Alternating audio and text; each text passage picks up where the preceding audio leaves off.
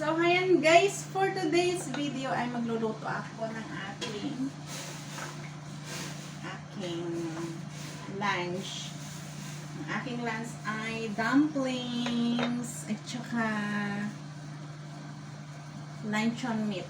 Ayan o.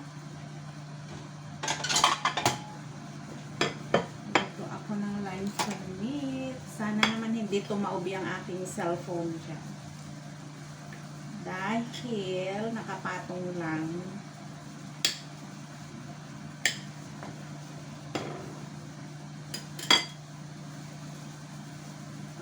Oh.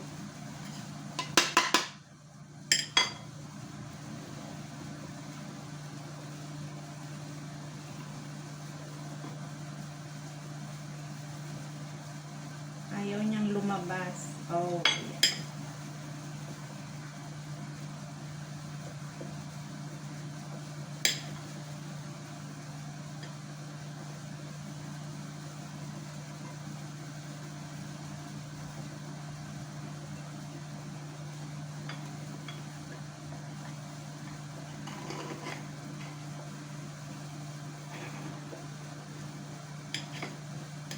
So, ayan. Pahirapan pa eh. Nag-crave akong kumain ng luncheon meat. Parang gusto kong kumain ng luncheon meat. Kaya, bumili ako ng small can ng luncheon meat. Ayan, nagluto na tayo.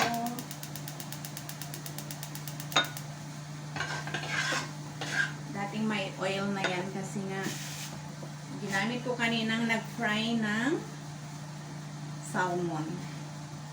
Pero okay lang kasi pagkain ko lang naman. So, no problem. And then, meron pa akong cucumber dito. So, bali itong aking pang lunch. Cucumber and luncheon meat.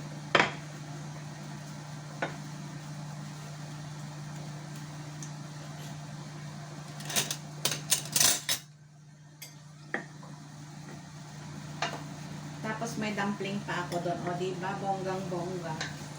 Bongga ang pagkain ng domestic helper.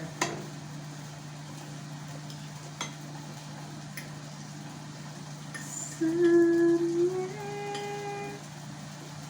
out there. Oh dear.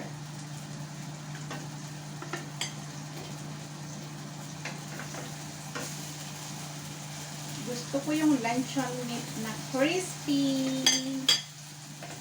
Kaya medyo crispy natin.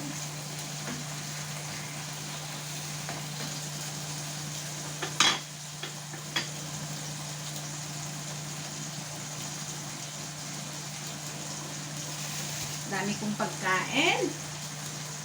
Nagutom. Pero ito guys is good for 2 days. Kasi hindi ko naman siya maubos lahat. Pero prinito ko na siya. Para naman i-microwave ko na lang pag naluto mo. Or ipalaman ko sa bread. O, diba? Yan siya guys. O, malapit na siyang maluto. Look at that! Ayan. Ayun pa ang aking dumpling 5 pieces.